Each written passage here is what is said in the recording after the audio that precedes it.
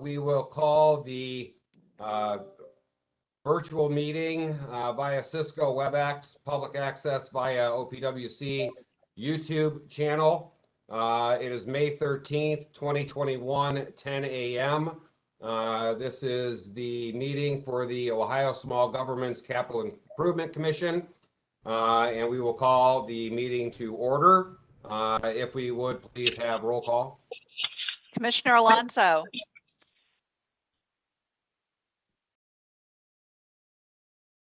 Here. Commissioner Bobovnik. Present. Commissioner Dietrich.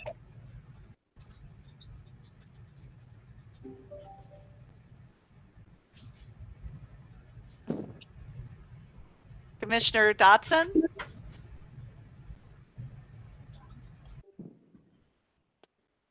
I think we're having sound issues. I can hear now. So Commissioner Dietrich? Commissioner Dotson? Here. Commissioner Martin? Here. Commissioner Wolf? Here. Commissioner Heigl?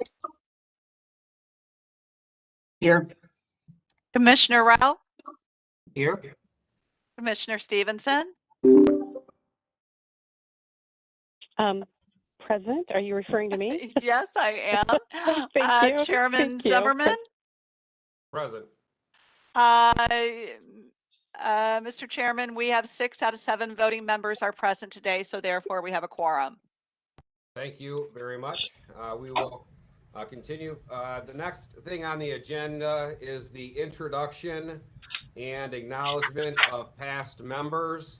I would like to, and I don't know if Linda has anything specific, put in the record and thank Matthew Klein for his service with the Ohio Public Works Commission.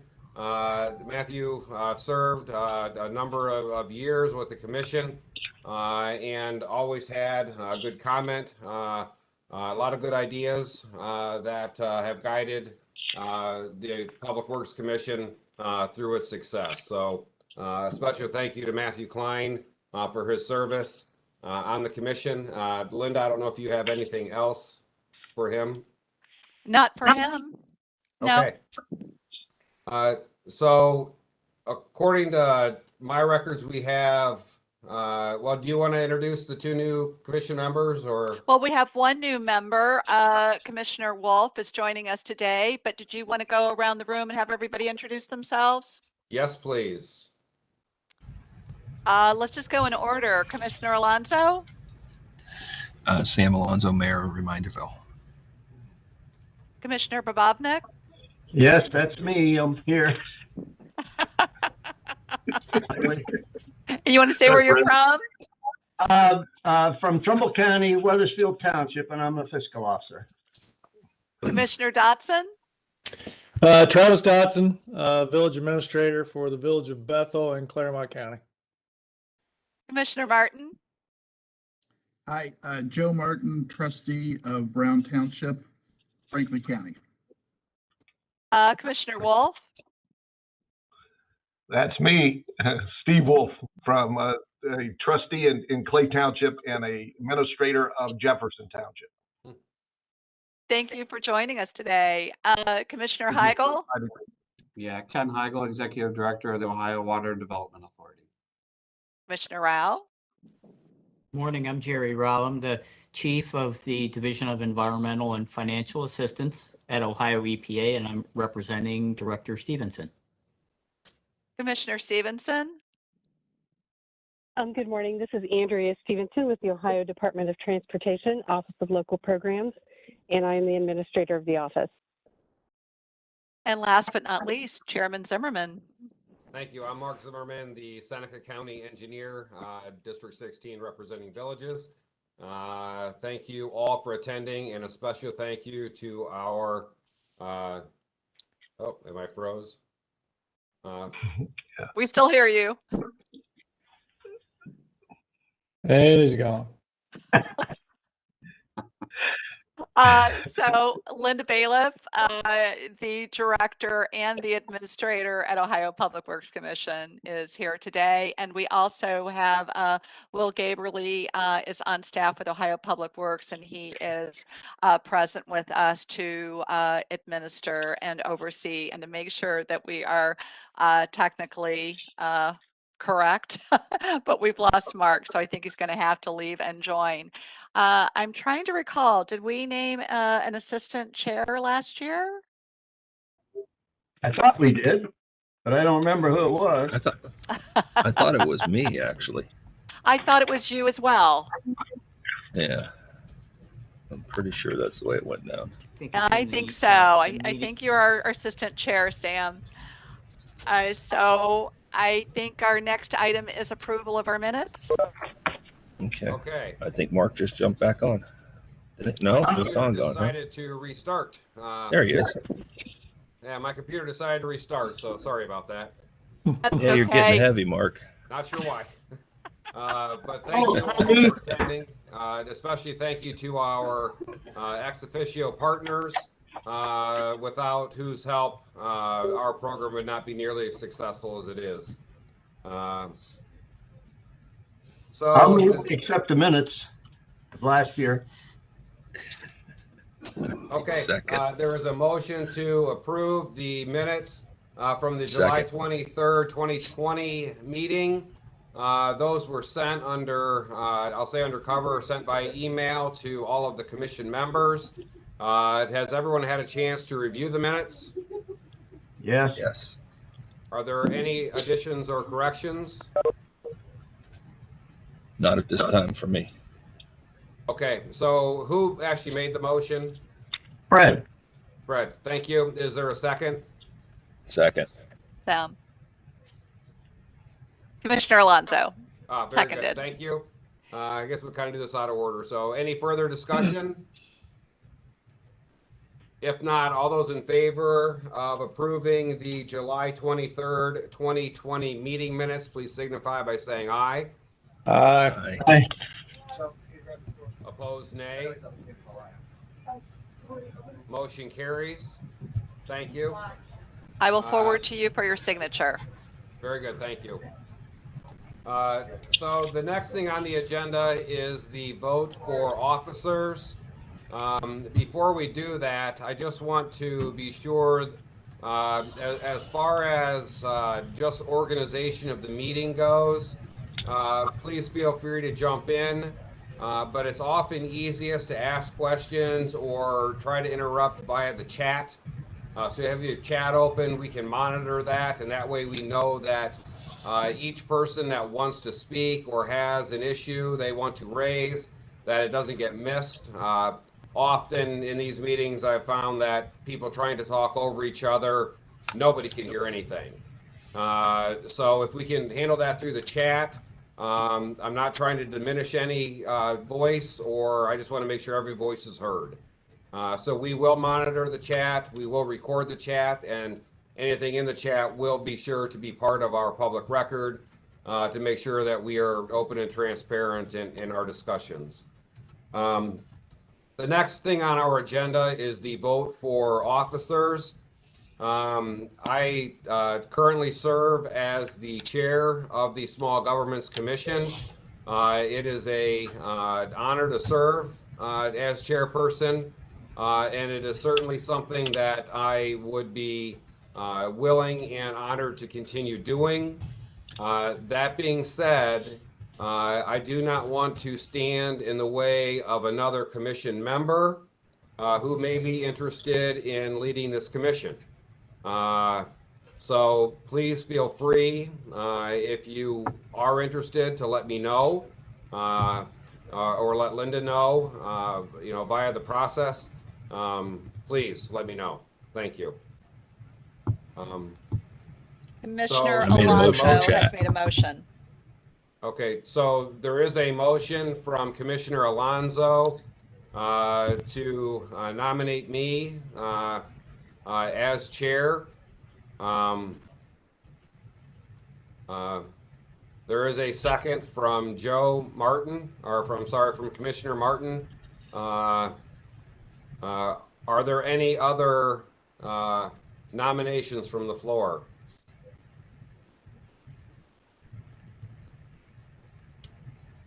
No? Okay, if not, now protocol wise, is anybody interested in me standing down for this vote?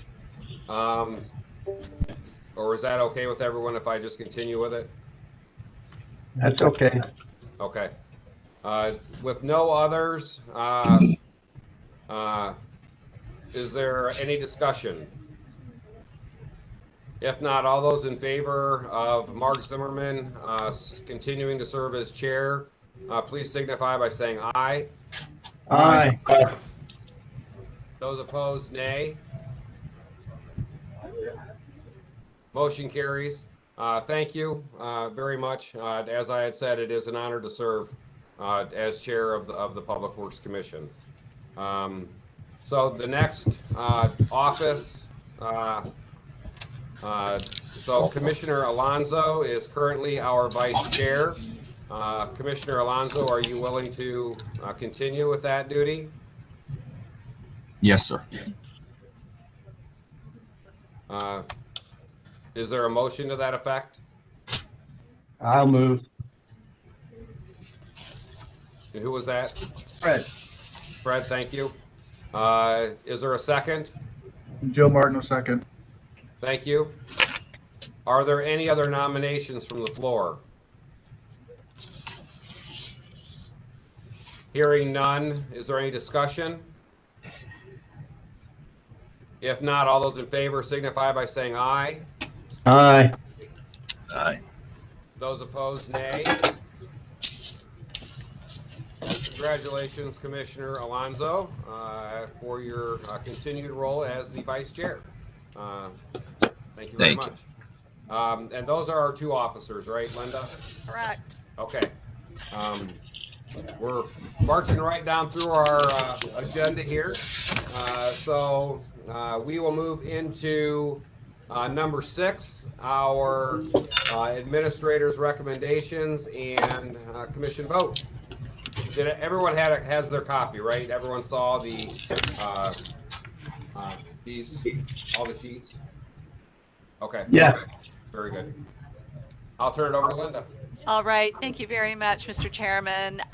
First of all, I want to say this was the most, on several levels, the most competitive round and the most grueling round I think I've seen in 13 years. It was complicated just because of our makeshift process and going through a substantial amount of PDFs, the way the cure process worked, the way some applicants cured, it was a challenge. And obviously from what you've seen, and by the way, this sheet is now posted on our website for public viewing, what you were looking at.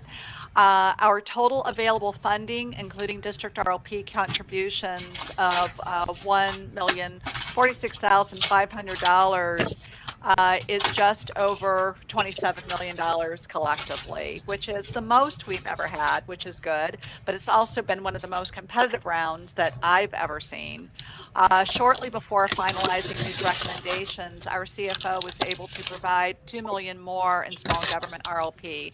Very unexpected and very much appreciated. So that line shortly before I sent these recommendations to you was even higher. I scored 101 applications with a total request of 46.5 million. Considering the available small government funding, which I just relayed to you, I am recommending 47 projects for a total of 26.9 million. This leaves a balance of just less than 84,000, so made very good use of what was available. This draws our funded line between 64 and 63 points. That's, as those of you who have historically been with us, you know, that's a high line to draw. Therefore, so anything 64 and above, I am recommending to you. Of course, I followed your approved methodology to the letter. And you may also recall that I send those draft scores to the applicants and I point out any, if they self-score, I point out any differences to them between my score and they score. It gives them an opportunity to keep me honest and to make sure that I have scored appropriately for me to explain any differences. And so with that, I feel very confident that I've done my due diligence to give you that information to make sure that I followed your requirements. So the scores that projects that scored 63 and 62 points, I didn't really know that I needed to do this with the 62 pointers, but I did it for them anyway. I arranged the 63 and 62 points according to our tie breaking policies. I really don't think for contingencies in case of any underrun funds between now and the fall, but considering that the 363 pointers total more than $2 million, I don't think those 62 points will ever get to that, will ever rise to that, because we've got one ask that's, I think, 1.5 million. So that's the third 63 pointer. So I am making these recommendations to you, again, following your approved methodology. Do you have any questions for me? I have none, Fred. Linda, did you want to discuss yet about how the change affected the workload regarding accepting more applicants per district, or are we just going to talk about that later? We can talk about that a little bit later, Okay. but I will remind everybody before we get to that conversation that that was my decision. You all asked me last year, Linda, do you want to have fewer applications? What's this going to do to you? Okay, I regret saying yes. I am wrong. I can be wrong, and I was wrong. This was a substantial amount of work. I'm also balancing administrator with being a director, and which I did last year. But I think the added having PDFs versus I had paper last year, but I had a lot of PDFs to sort through. We had some other complications this round.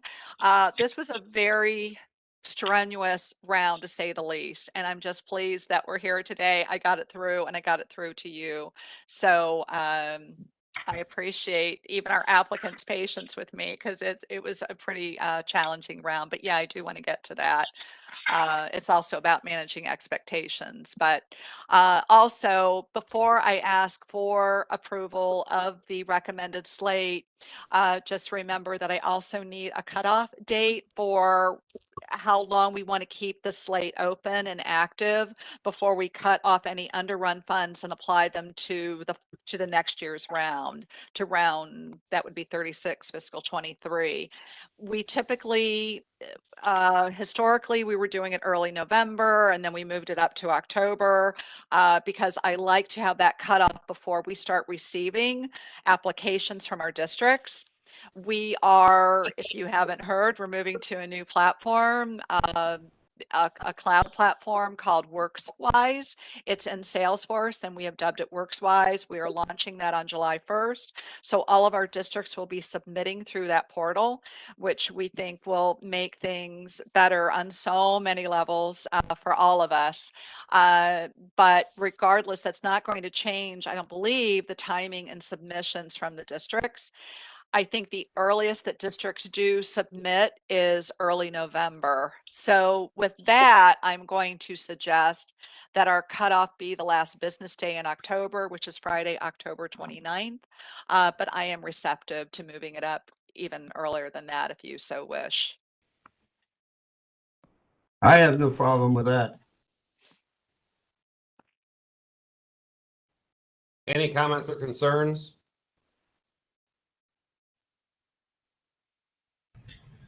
Whatever's easiest for Linda. Okay.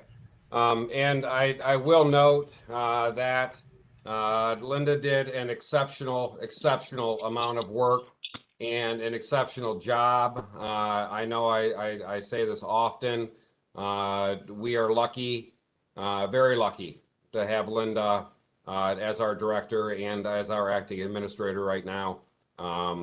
This program would not succeed without the work that you do, Linda. It absolutely would not.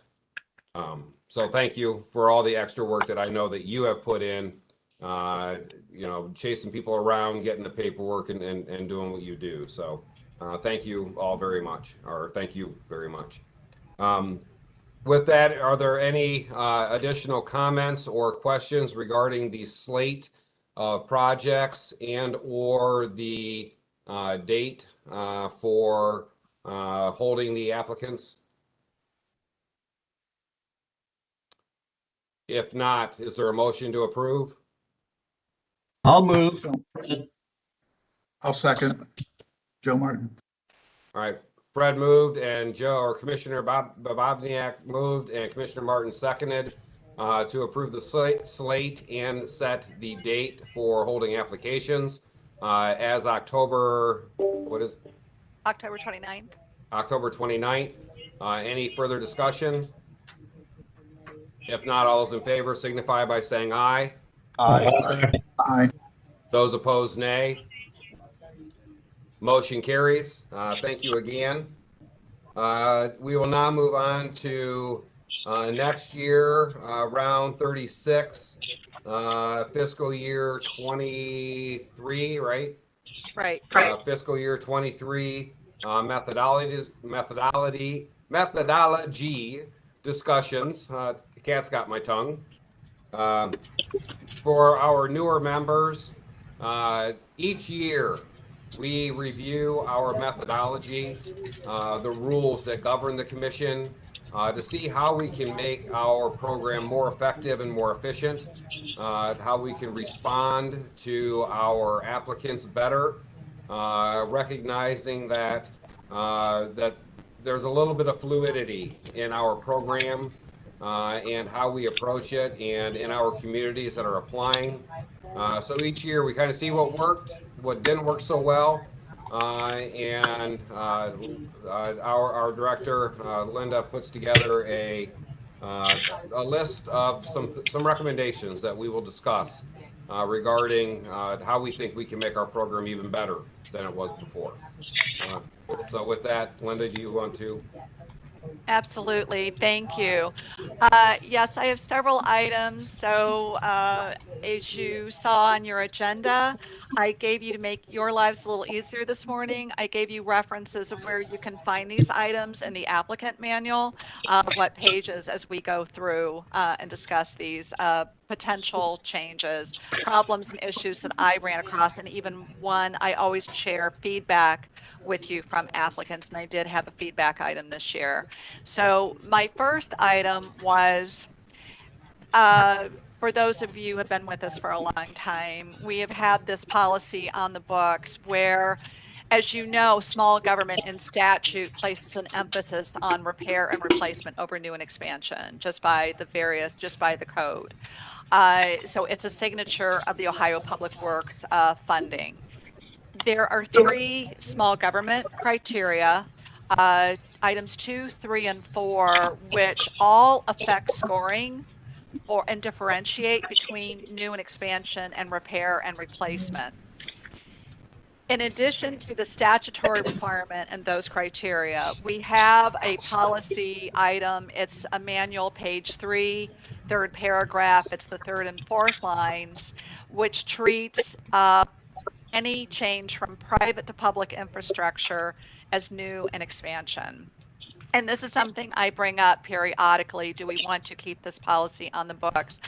I'm asking for a serious reconsideration this year. We had 2 public, private to public submissions this year.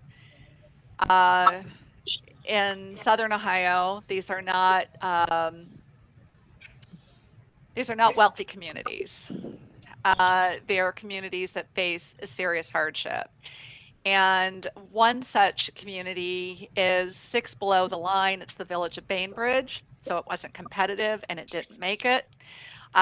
This is nearly an $11 million project. They only applied for $500,000 in small government funds, thereby considerably leveraging from our funding partners. This is the largest unsewered village in Ohio.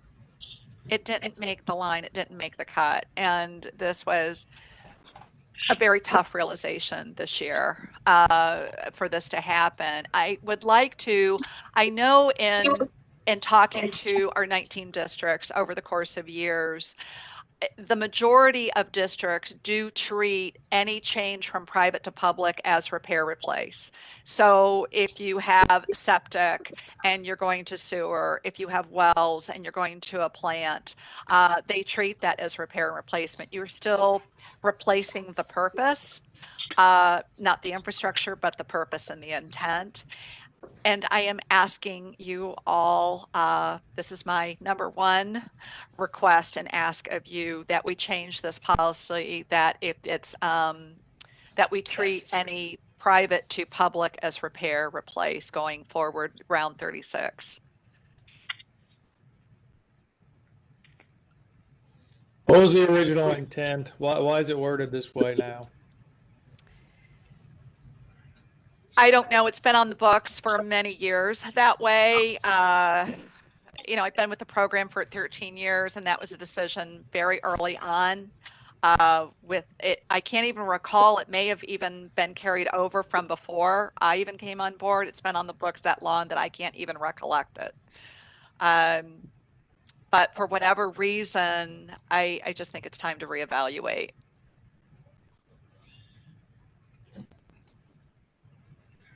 Any comments from the commission?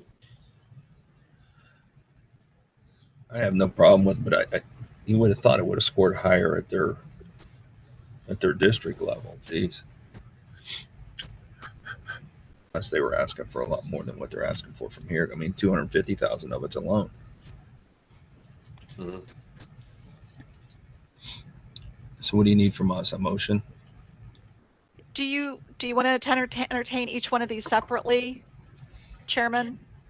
Well, I think maybe we just do them all together, and well, I tell you, there may be some question one way or another, so why don't we do them individually? As far as the language goes, for how we would look at handling private infrastructure, converting it to public infrastructure, you know, if we're going to proceed that way, do we want ask our director to come up with some sample language for what does that mean? You know, if we open it up for sewers, do we open it up for water supply and wells? So we consider private wells that are going to public water supply to also fall under the category of new and replacement.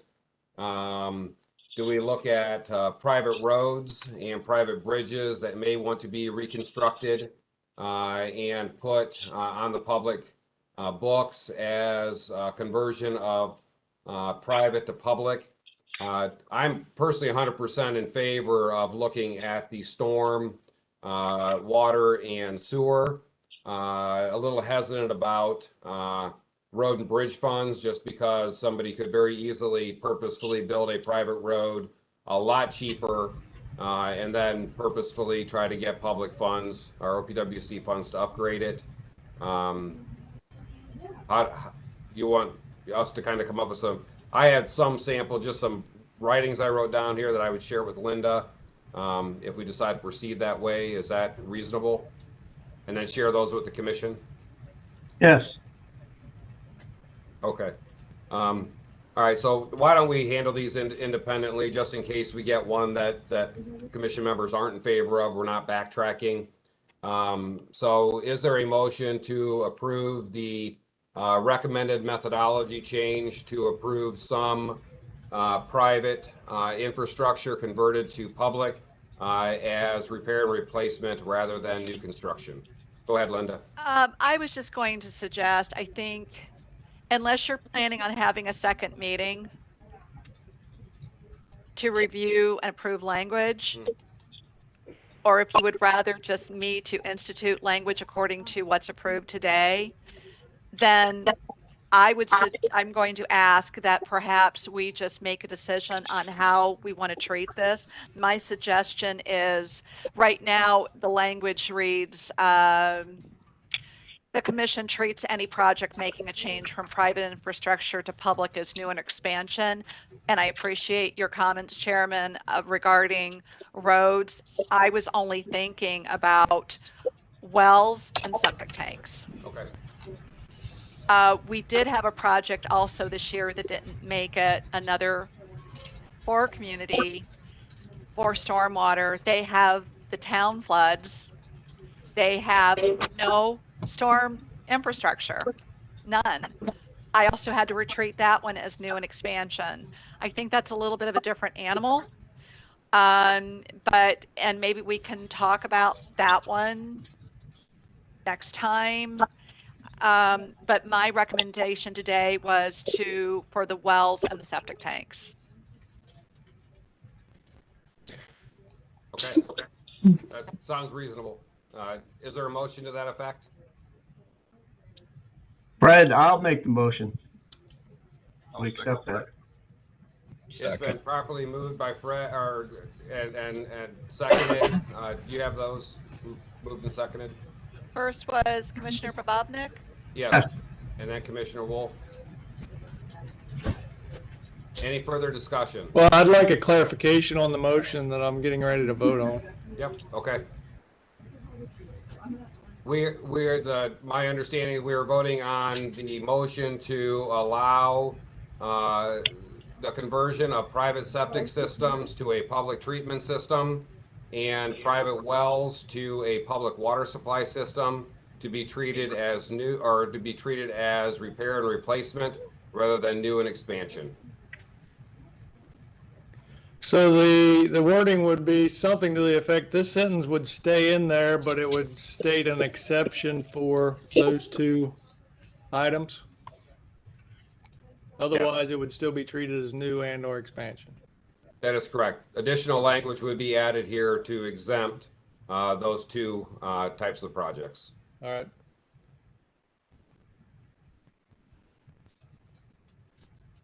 Okay.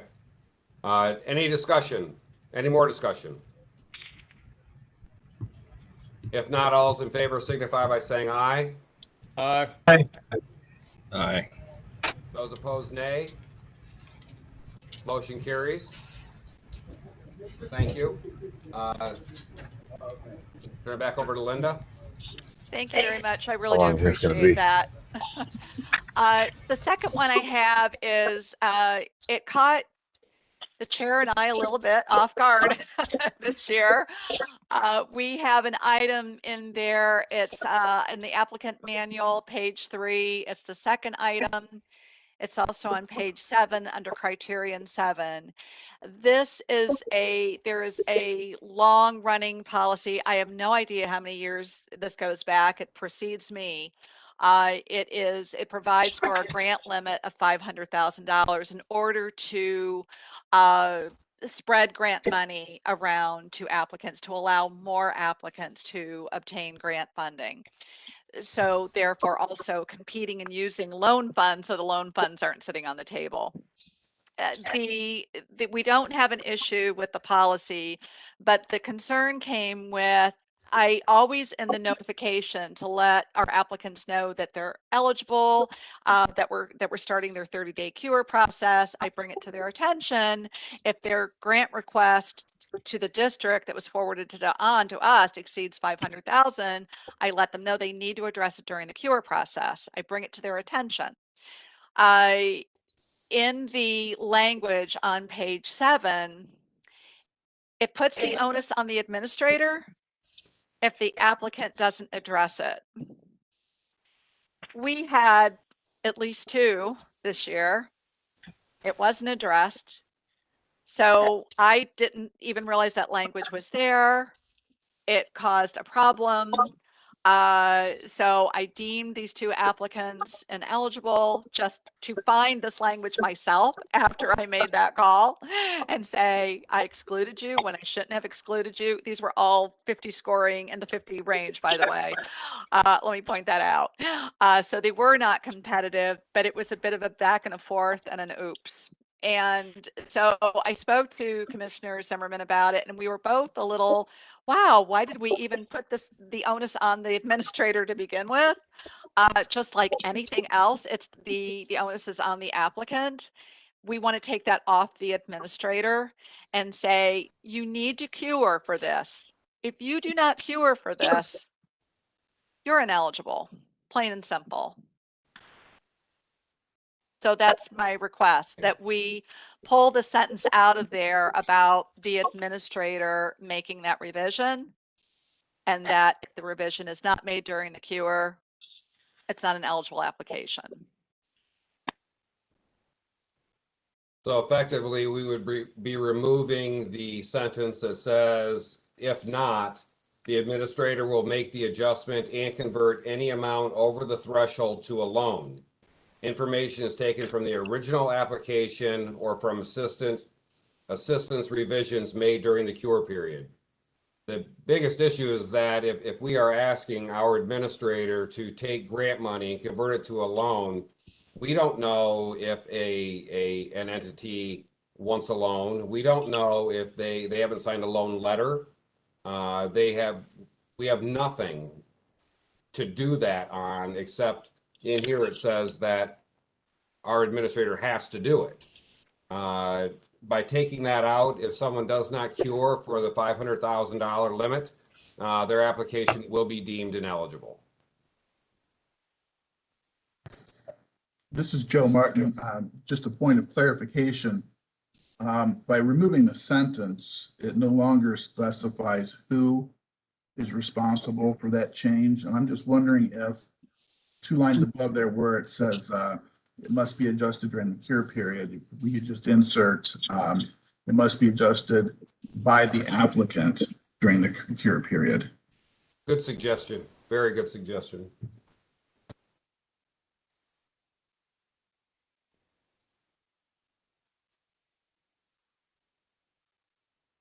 Did everybody get that? Yes. Yeah, that makes a lot of sense. All right, is there a motion to accept this recommendation? So moved. Been moved by Commissioner Martin and seconded by Commissioner Bababniak. Is that true? Yes. Yes. Okay. Any further discussion? If not, all those in favor signify by saying aye. Aye. Aye. Those opposed, nay. Motion carries. Thank you. Linda? Yes, thank you. The next item is something that we have spent a lot of time on over the years. I think this one we have spent more time on than most of our criteria. This has to do with the age of the infrastructure. I am specifically referring to, in the manual, page 6, criterion 3, part 1. We originally had where you just had to supply documentation. We're very flexible, wide open regarding what type of documentation you supply. So any type of documentation you have that can point to the age of the existing infrastructure for repair and replacement infrastructure. If not new and expansion, you don't get points. If it's and if you have no documentation, you get 1 point by default. It's a 5-point item. So several years ago, because a number of our applicants were struggling with any type of source documentation, we developed this idea of what if an officer of that community would supply us a letter to get alternate points. It's an alternate source. So you may not get, you might have 40-year-old infrastructure, but if you have an official whose term began 15 years ago and can attest to that there has been no change to the age of the infrastructure, then you can at least get maybe, not the full amount of points, but more than 1 point for existing infrastructure. 2 years ago, this body decided to expand on the number of officials who could attest to that. We give them a sample letter. You have to give your term of when you began office or when you started in that particular capacity. And then you can testify, for how far back it goes, and that's how much credit we'll give you for. So this one seems to strike a nerve every year for somebody. And it did again this year. I had feedback regarding from an applicant who it was for a water project. Their mayor, their eligible officials did not have a lot of time apparently with the village, but their water operator, this was for water infrastructure, was very much well aware of the age of that infrastructure. But of course, we don't accept a letter from a water operator. So that was their point back to me. And also that they felt that the village was being punished on a technicality because of that. And also further pointing out that they didn't even know that the letter was appropriate for water or wastewater or sewer infrastructure, which typically is 50 years or more before you replace it versus say, a road being resurfaced in 10 years. So I said, I always bring feedback back to the commission. So I'm bringing it back to you to see if there is anything that you want to change, adjust, if you want to add an official, if you want to make an exemption. I do not have a recommendation.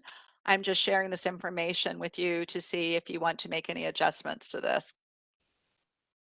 This is Joe Martin. The only thing that I would consider over and above what the language already states, in the case of the water operator, if the water operator would attest, but one of the elected officials would sign an affidavit to the effect that that is truly the case, or that the water operator is an appropriate person to make that kind of determination. So somehow there needs to be some credibility added to the person who is not the elected official. And my suggestion would be that an elected official then would provide that credential.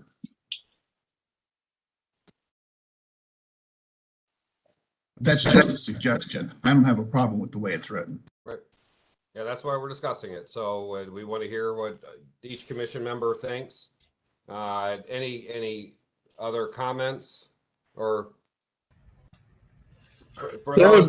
What would be the problem with allowing a department head with that knowledge to issue a letter? In the past, just for the newer members, that we had set kind of the standard based on those people that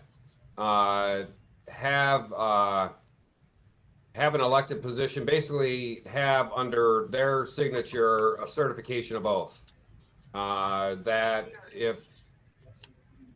quite frankly, to make sure that nobody has the ability without the penalty of law or a perjury of making up a date, since we certainly don't know. And that is why we elected it to those elected heads and those department heads that actually have something to lose if they were to do so.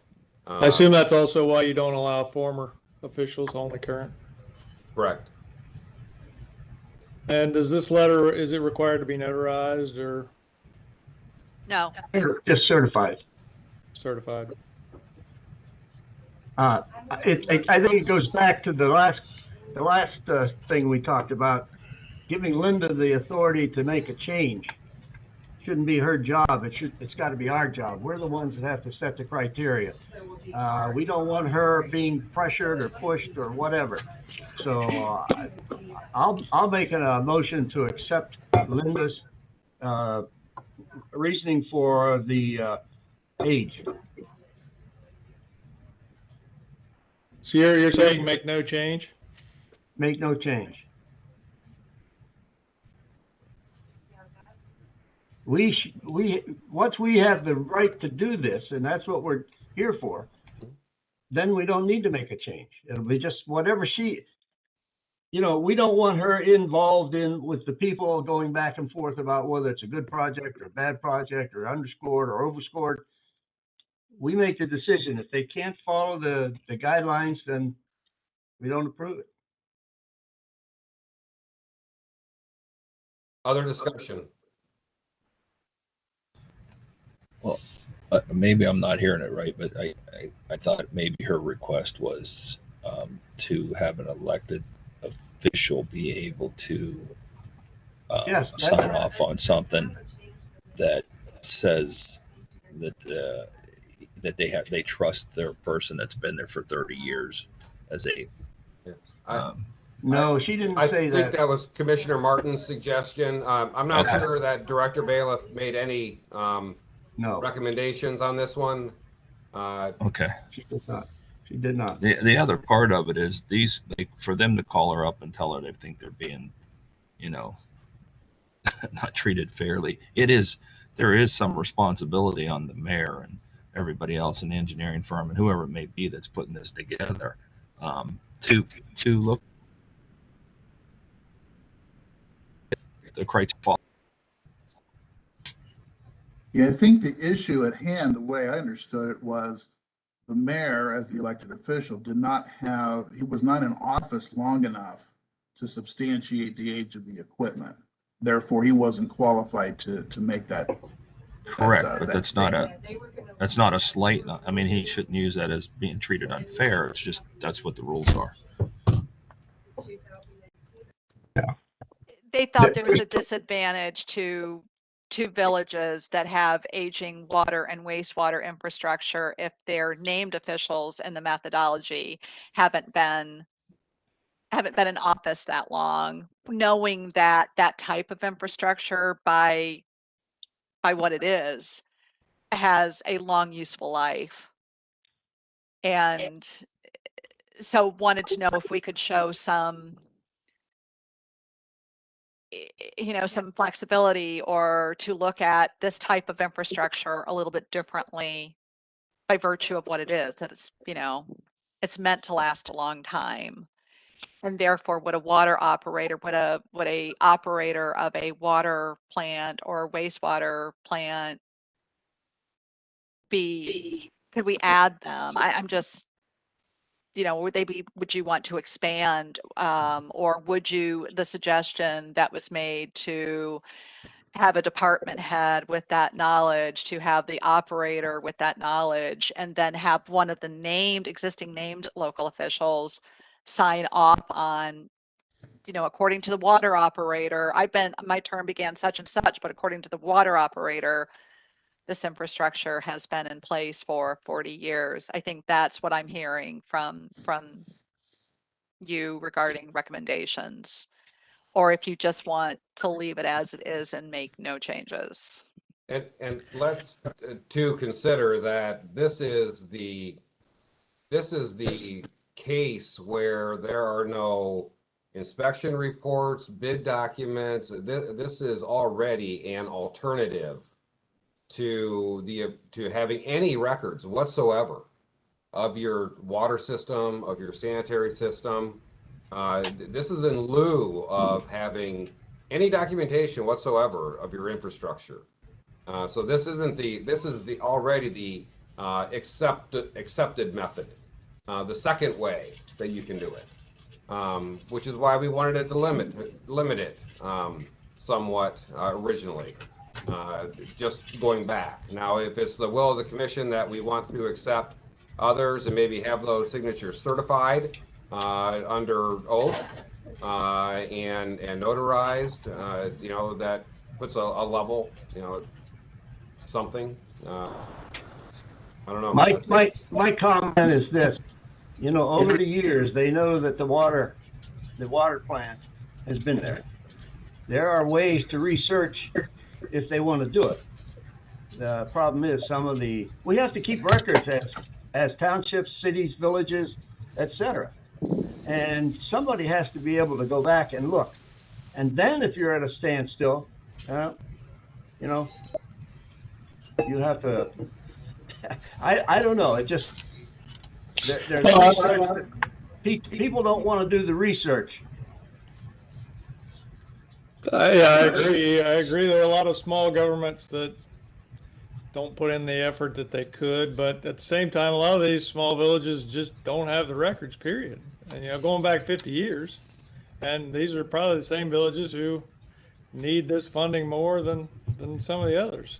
So, I mean, I do like the suggestion of having the mayor somehow, work with the department head and take the responsibility of the statement being factual.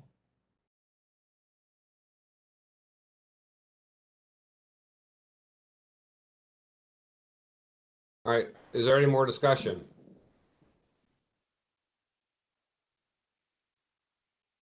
If not, does someone want to put what you are thinking as far as additional? I mean, if that's a direction we want to move, to put a motion on the table to that effect? I would make the motion as long as Linda feels that there's a way to appropriately evaluate that.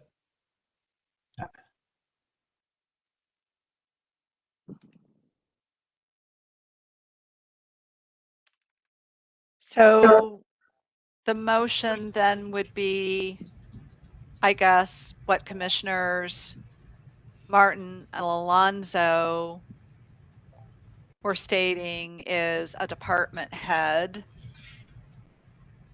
would attest to the age of the infrastructure, but it would be signed off by one of the named local officials. That is correct. And then Commissioner Dotson, that's your motion, as I just stated. That is my motion. All right, is there a second? Joe Martin will second. All right, so let me repeat just so I make sure we're clear. There's a motion and a second on the table to expand the definition of those who are qualified to sign for the age of infrastructure to those department heads that certify the age of infrastructure, then signed and certified by the elected official of that community. Fair? Commissioner Yes. Martin, does that represent what you're seconded? It is, Commissioner yes. Dotson, does that represent what you? It does. Okay. It's been properly moved and seconded. Is there any further discussion? If not, all those in favor signify by saying aye. Aye. Aye. Those opposed, nay. Nay. Motion carries. Thank you. That was a good discussion. Next is the district submission and ranking. Linda. Yes, my final one is, we had discussed a little bit about this early on regarding the district submission. So I said we even had some pull out. I think we had 6 applications that I did not score for whatever reason. I think it's noted on your spreadsheet, but scored 101 submissions, 47 of which today you approved for funding. Again, highly competitive. So I didn't do the math, but what is that, like 57, 58%? So on manual page 2, first item, and about submitting, a district can submit up to 7. We only score the first, or no, we score all 7. That was a change for this year. We score all 7, but only the top 5 actually get points assigned for district ranking and prioritization. So those other 2 projects don't get any points for district prioritization and ranking.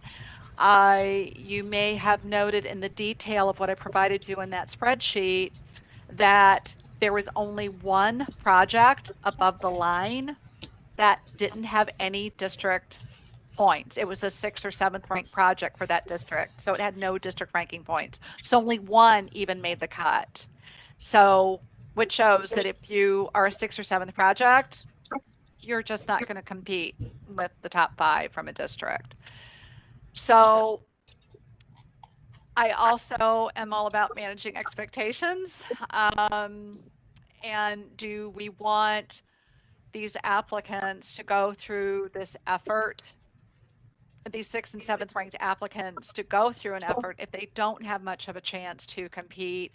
So it's on their end, it's on our end, and or do we want to look at expanding our scoring range to give points for the 6th and 7th ranked projects, or do we just cap it, knowing how competitive this program is, and just cap it at a district can't submit any more than 5? So I've got 2 different ideas. But again, it's about, I want to manage expectations and help. If we're going to accept 7 applications, then try to level that playing field a little bit more.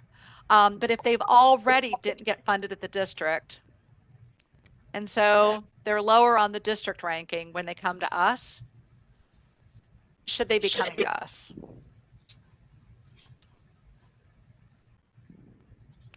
I don't think, only the top 3 usually is the scoring. That's what I've been told. The top 3 out of your small government are those that have scored the level to get in it, and you can submit, what, 3 more? Okay, now whether those 3 would be from the same 6? 7. You can submit up to 7 per district. Oh, okay. Long ago, we allowed up to 10. Years ago, we cut it back to 7. And then we had this score ranking where only the first 5 of the 7 get district points according to the ranking order. So their top ranked project submission, their top 1 of the 5 gets 10 points. Their top 2nd of the 5 gets 9 points, and so forth. And the 6th and 7th don't get any points. That Yeah, lends see, to the, we only that said lends, 5. that lends to the district that's resubmitting them. And if it's a district that has a lot of money and gets big taxes, they can submit 5 and get an additional number of projects approved. I think 7 is too many. Linda, is there ever a scenario where those last 2 would ever receive funding? I didn't look below the line where I drew to see how far down on the contingency list were projects, were 6th and 7th ranked projects. I'm thinking that if we had very few submissions altogether and going through your normal process, there's money left over, would those last 2 qualify for any type of funding? They're still being scored. So I actually just pulled this up. As I said, we did have 1 project above the line that did not get any district points. The 4th one down below the line was the next one without any district points. So there's still, wherever we're going to keep on working down that contingency list, regardless of district ranking, because we're going off of the overall score. So they're still eligible as long as we get underrun funds and can keep on moving down. But like I said, I just looked, and they're just not as competitive. But they're also not competitive, not just because of that district ranking. They're usually, the districts tend to rank the ones higher, the ones that are greater health and safety, and the ones that affect more people. So I think by the district's process anyway, again, they're ranking them and ordering them according to their priority, the ones that they think are of the better need and the ones that are going to compete better.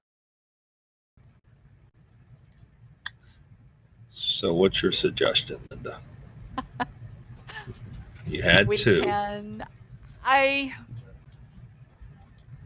I think we all give it a round and just limit it at 5 and see what happens. I will tell you that we had 1 district that we don't see applications from typically because they fund them all and they have nothing left that's eligible.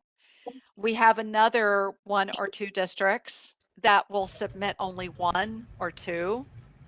Where the 5 come in for the most are the large multi-county districts. That's where you will see 7 without fail every round. With that said, multi-county districts are also some of the less economically higher economic advantaged districts. So, Okay. District 15, Southern Ohio, District 18, Southeast Ohio, these are large multi-county districts that aren't, that tend to be where we get most of our water and wastewater projects from. Correct. District, but it's just hard to say. It also comes back to each district's methodology, right? I think someone had alluded to that earlier. Well, how did it do it at the district? Their districts have a lot of freedom and flexibility in how they develop their methodologies. They just have to follow statutory requirements. And you have some districts place a real premium on water and wastewater. You have other districts place a real premium on roads and bridges. Linda, where do you think the application of the portal for fiscal year 23 is going to put us as far as that number of applicants? Yeah, so we are launching our new platform, our cloud platform, our portal on July 1st. And all the districts will have to, whether or not they require, whether they still get some paper from their applicants, the districts have to give everything to us through the cloud electronically. Which I think will be a lot easier for small government because you'll be able to identify the PDFs or what you're looking for and what you need to score. I just don't know. So I think our management on our end will get easier. That's a part of the intent of why we're even doing this. But you've got a district that doesn't submit anything. You've got a district that submits 1 or 2, and then you've got these large multi-counties that are submitting 7 and would submit more if they could. But how competitive are they? I guess what I was going to say is that, since this was an ultra competitive year, maybe we should allow the 7 to go one more cycle. I kind of feel like if only one was able to get in, it still provided them that opportunity. But if this is a loophole for the larger districts to get more funding in, then I might not agree with that. So in District 8, I can just tell you that what we would do was limit it to 5 because we know that those are going to get at least a minimum of a point. Try not to go over that. And it goes back to what Travis just says. When you get the bigger districts, they're just sending everything down. I just think 5's fair. Other thoughts from commissioners? Oh, sorry, Sam, didn't mean to cut you off. No, I was just going to ask Linda what her thoughts were. I mean, I know she's familiar with District 8 pretty well, so. Yeah, and District 8 did very, very well this round, as I'm sure you saw. Yes. Yeah, I mean, districts that, some of the districts, by the way, will follow what we do. They will use, they borrow our cure process, so to speak, and how they look at how we score, and that's how they score to see who's going to be most competitive when it gets to us with any cure. I tend to see a trend over the years. I know I can pretty much tell you which districts are going to be more successful than other districts. The same districts rise to the top every year regarding their success rate. I don't know if it's because I think a part of it, is just they're more strategic and what they advance to us. And I think the engineering firms are catching on too. Yes. Yeah, they are. I would agree with that. So yeah, the firms and the applicants that come every year, they know us well. They know us very well, and they know what's going to work and what isn't. And even though I tell everybody every year, just because we had a cutoff last year, it's not going to be the same cutoff next year because of competition, because of the size of the ask, because of any changes we make. You cannot depend on that line. It will move. I just didn't expect it to move up so high this time. And again, we only got an additional 2 million just days before I sent you my recommendations. That line was higher. So I could go either way. I could say, let's limit it to 5.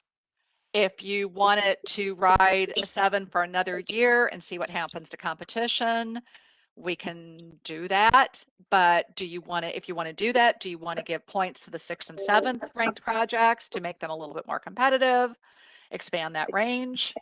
I just feel, again, the 6th and 7th ranked projects, historically, they don't do well. They just don't. So do we remove them or do we give them points? So was there a small funding year that brought about this decision to allow the 6th and 7th to? Yes, I believe there was. I would have to go back and really review our records. I've kept everything for 13 years, and that line has moved all over the place. And I do remember one year, but it was years ago. It was Christmas. I think we funded everything, but that was many years ago. Yeah. The projects, as you know, are getting more expensive. Yes, they are. So our costs are escalating. And so projects are getting more expensive. I mean, we just had one we were not able to participate in that was $11 million. So the ask, we see more and more $1 million ask that we ever have seen in the past.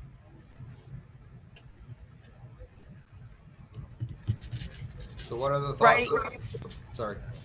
So right now we're at 20 million. We just, I don't know how many of you are aware, of course, at the district level, that because we're in the second 5-year period now of our 10-year renewal, everybody just got a bump.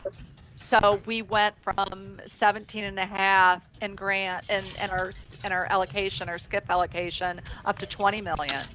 So we had more money this year than we've ever had. Yet we still had probably the most competitive round we've ever had. Okay. Well, how about I make a motion that you keep it at 7 for one more year, review it, but not give 6 and 7 any points, and just leave it like it is. It's currently today. I'll second that. Well, I mean, I guess if we're going to leave it the same, we probably don't need a motion to leave it the same. We can, but if it's agreed that we're going to leave it the same, we'll just end discussion on that topic, unless somebody wants to formally put something in the book that we'll review it again next year. That way it's formal. Okay. We will review it again next year then. Okay. So there is a motion and a second. Is that okay, Secretary Dotson or Commissioner Dotson? Yeah, that's fine with me. All right. Any further discussion? If not, all those in favor signify by saying aye. Aye. Opposed, nay. Motion carries. Thank you. That was some really good discussion, and I think some good changes in our methodology. So thank you, Linda, for those suggestions, and everyone for the valuable comments and discussion. I'm sorry. Sorry to interrupt. I need a motion to permit me to put today's revisions in writing according to the direction I've received from you, and also to allow any minor edits for dates. And with that motion, then I would not need a second meeting to approve these revisions. So moved. Second. It's been I moved can't by- make a motion. Oh, what's that? I can't make a motion. Yeah, all good. Commissioner Martin and Commissioner Bobniak, moved and seconded. Is there any discussion? If not, all those in favor signify by saying aye. Aye. Aye. Those opposed, nay. Motion carries. Any other comments regarding or discussion or interest from our commissioners? If not, we will open the meeting for public comment via the YouTube channel chat function. Is there any additional comments via the chat? We'll leave that just for a few seconds to make sure people find their chat button and can respond. According to Will, there's been a comment, but it was, as I had mentioned, that there was one project that didn't have district points that did get recommended, but there was only one. We will monitor that again for next round and compare this round to next round and see where we are, funding level scores, and see if it's worthwhile to continue in our next year's discussion with that. So, any other comments? Anything else for the good of the commission? Any comments from our funding partners?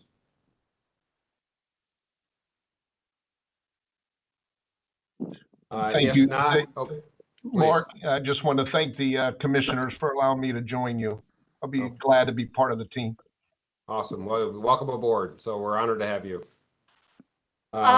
If you will allow, I just have another comment that I just realized I probably should make, considering we're virtual today. So I don't know if you're aware that in the current budget operating bill, House Bill 110, there is language in there at the back of the bill that extends previous language, I think it's section 12, to extend virtual meetings through the end of this calendar year. I did see something at one point, separate legislation about making this more permanent. I've not seen any movement on that. So I will keep you informed. So as of right now, unless there's a change, I would expect that next meeting would be in person in a year from now. Also, we did get notification from the governor's office yesterday that that agencies will be able to start resuming sending employees back to their offices if that's their choosing. I think I think our ex officios will have to correct me here. I think it's July 7th, I believe. Is that what we saw yesterday, gentlemen? July 6th. July 6th. Thank you. So for us, I don't believe we will be returning to an office. We were all allowed, all directors of boards, agencies, commissions submitted a plan to the Department of Administrative Services back in November of what our intentions are. We were already in the planning stages for this launch of our cloud platform for this July, which of course started before we were sent home, long before we were sent home, for many advantages. One, to reduce our environmental footprint, our paper.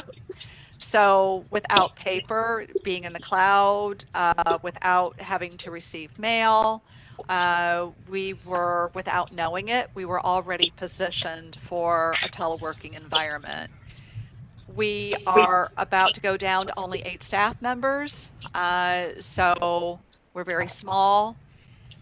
So our submission to DAS was long-term teleworking with a reduced footprint. We're in a private building.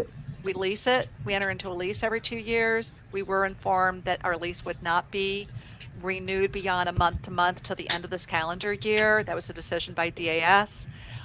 So we are looking at a much smaller office in one of the state office towers in the Rife or the Rhodes. Of course, we have access to conference rooms, and Commissioner Heigl was very kind in continuing to extend availability of their nice large conference room, and their office is OWDA on High Street. So I would expect, and I will set it up once we determine our meeting date, that Commissioner Heigl, that we just ask that our next meeting be with you in person next May. If there is an option to join electronically, of course, we can modify whatever the law, whatever statute is for that time and date. But our staff, they're very happy and they're working extremely well from home. It far exceeds my expectations. They've really have stepped up, and it's been going very, very well. So our office will be closing up by the end of the year. We're still waiting for formal approval by DAS. We still have to get our formal approval by DAS, but DAS has given, I know we're moving out of 65 East State. I know that for a fact. And I truly believe that we're going to be long-term teleworking. Thank you for the update, Linda. That's great. So our meeting date is generally, I think the first Thursday in May, which would be May 5th. Is that still a good, or we moved it back? I don't know how that's going to affect with the portal and with the work that you're. That's not going to change. Our districts are on their normal schedules for this next round. They're submitting their schedules now for approval to us, and they're back to where they were last year. We had this round was also complicated because if you remember, we had a budget hiccup.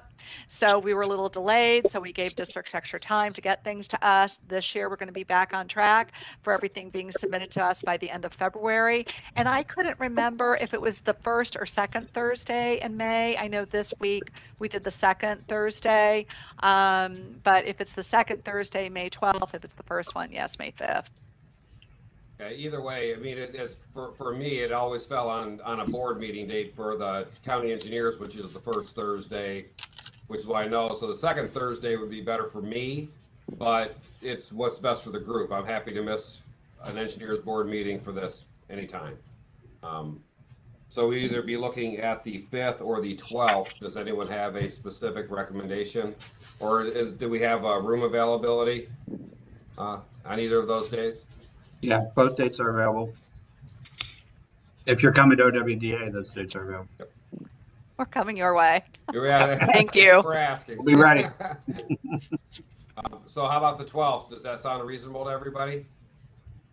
All right, so we will set our next meeting for May the 12th, 2022, 10 a.m. at the Ohio Water Development Authority on High Street. I don't know your exact number. 480 High Street. Go around front and they'll let you around in the back. So, and especially for our newer parking members, we'll make sure to send some parking, a parking map on where to park for that area. So, very gracious of Ohio Water Development Authority to host us. So thank you very much for that. Our pleasure. Appreciated. Anything else for the good of the commission? If not, I want to thank everybody again for joining us at our Ohio Small Governments Capital Improvement Commission meeting. Once again, it is May 13th, 2021.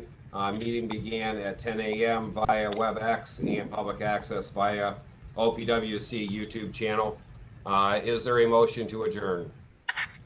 Motion to adjourn. Second. Been properly moved and seconded. Is there any discussion? If not, all those in favor signify by saying aye. Aye. Aye. Those opposed, nay. Motion carries. Thank you, everybody. We stand adjourned. Thank you all. Be safe. Thanks. See you, Fred.